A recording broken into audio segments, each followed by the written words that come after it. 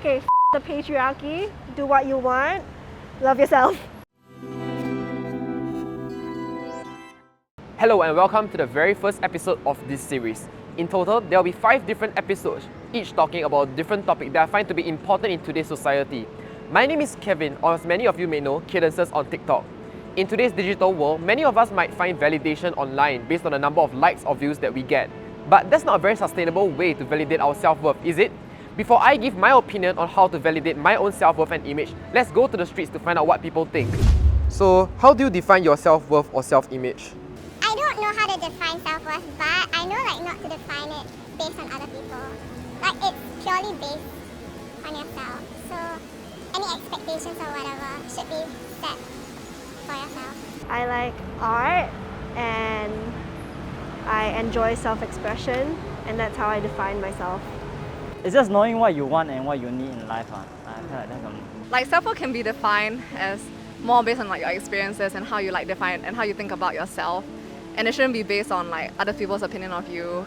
And it should be purely based on how on your happiness and what you want for yourself. Do you use social media a lot? Yes. Yes. Yeah. not that much as expected, but Do you feel that being online affects your self-image? yeah. Yeah, definitely. I mean, it's inevitable, right? Yeah, and I think nowadays, especially for Instagram, it's very curated, and social media is kind of fake. It's affected my self-image in both good and bad ways.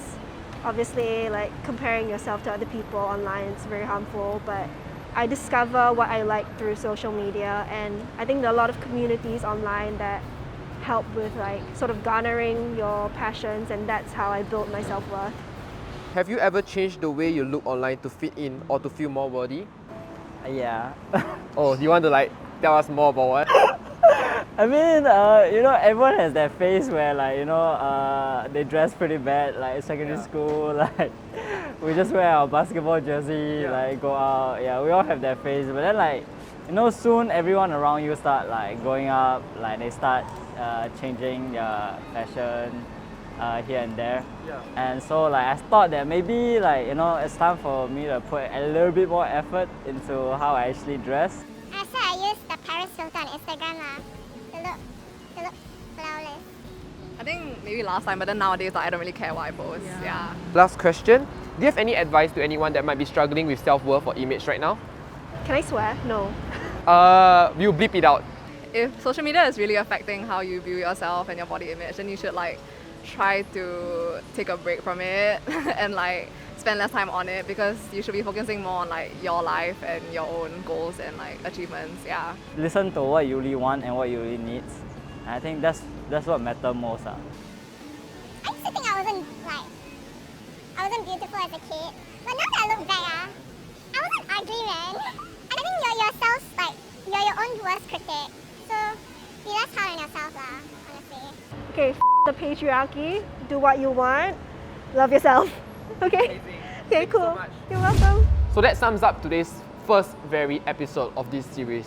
I was actually quite surprised by some of the responses, because I've always thought social media to be a completely bad thing, it causes body image issues or it makes us feel insecure.